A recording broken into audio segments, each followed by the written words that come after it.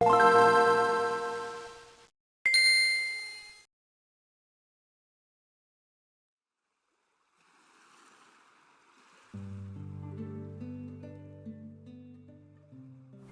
had undeniably been an important part of my childhood. I was born at the right moment for me to grow up with the third generation of the series. Fire Red was my first major experience with video games, and it changed my perspective on games as a whole. And though I lost my cartridge years ago, I would still consider it the most important game I ever owned.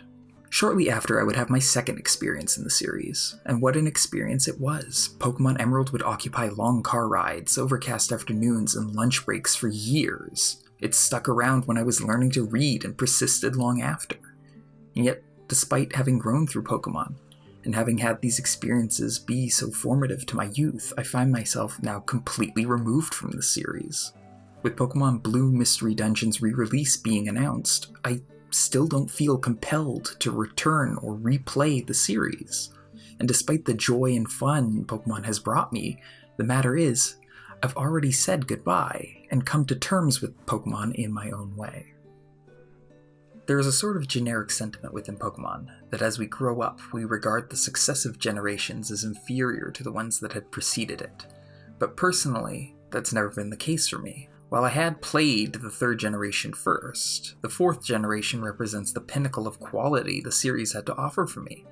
Pearl, Diamond, Platinum brought amazing Pokemon designs to the series, and the polished re-releases of Gold and Silver are nearly perfect video games.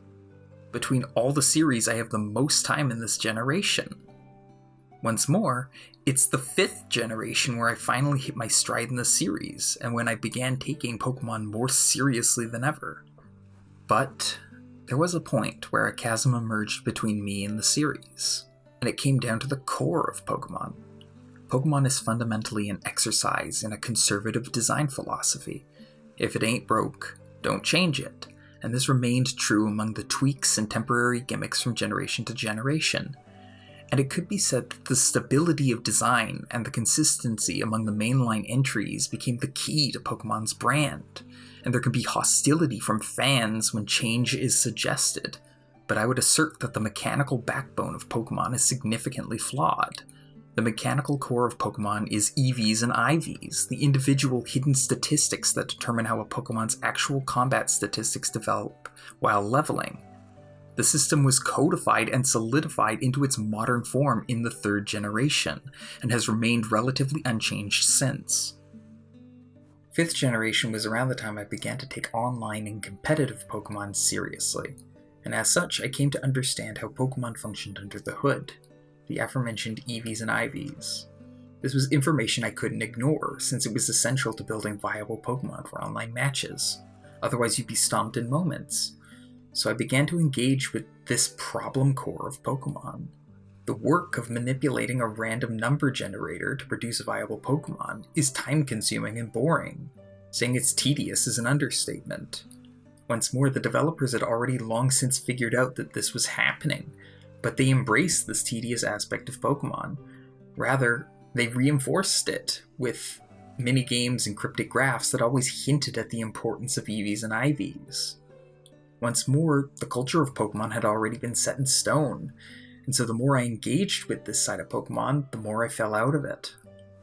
When I did fall out, it was the result of the way I had engaged with the series. My own passion for 5th generation Pokemon, and desire to engage with the game, was ultimately the catalyst for me burning out completely. I wiped away my own enjoyment.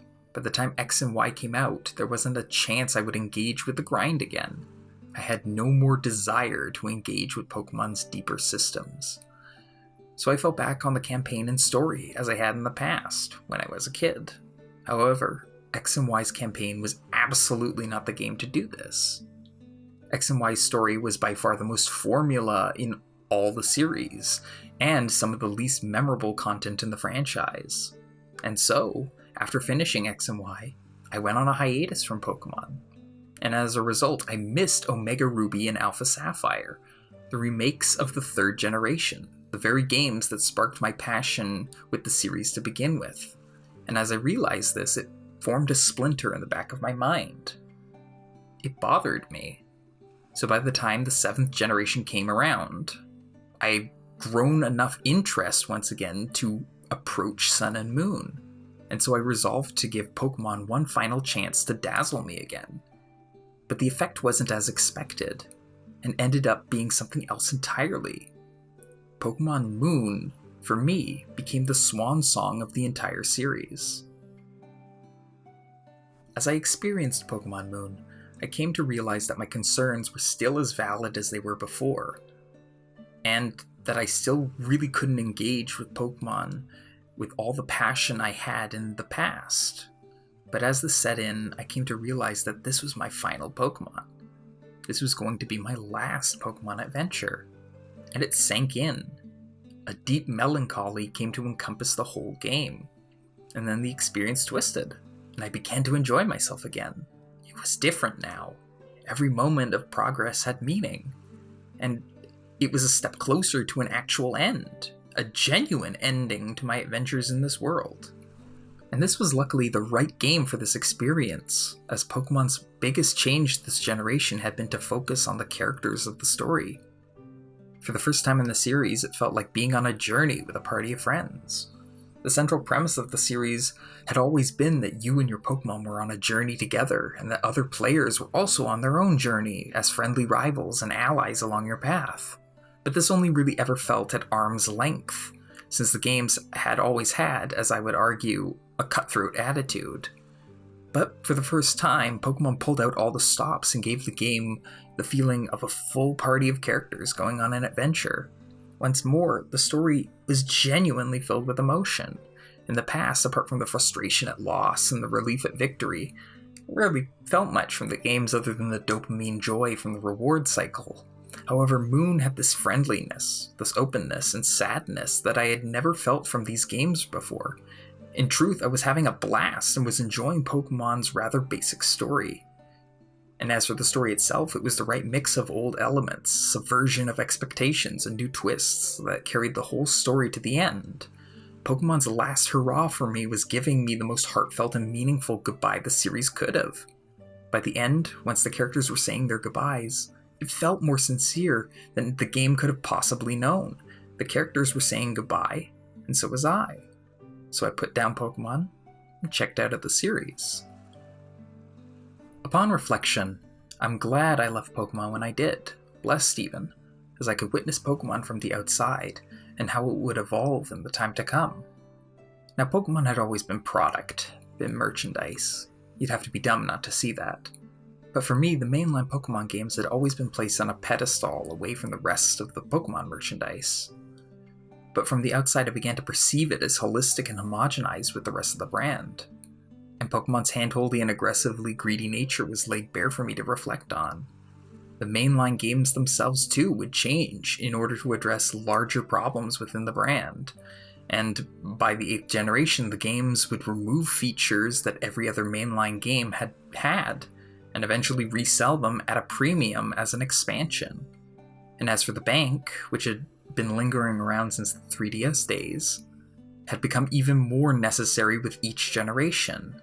Now the bank subscription service is more servicey than ever, and between the bank's subscription fee and the expansions necessary for the full experience, you could almost think of the mainline Pokemon games as an MMO, like WoW. And I sit back and reflect on whether I would have accepted this, since when this kind of behavior has been demonstrated by other studios and publishers, I and others were highly opposed to it. However, wood affection for Nintendo and Pokemon, and the general browbeating of video games made this all acceptable to me. Honestly, I don't know how I would have felt had I not left when I did. However, as an outsider, I'm certainly not enticed. But, on the other hand, I can honestly say I am quite satisfied with where I am with Pokemon now. My final experiences with the series are incredibly positive. And even despite re-releases of old classics, I'm not compelled to return. I've had plenty of opportunity to replay the old classics too, and yet I'm glad to keep them where they are, because I'm content that Pokemon's final brief moments of beauty allowed me to close this chapter of my childhood.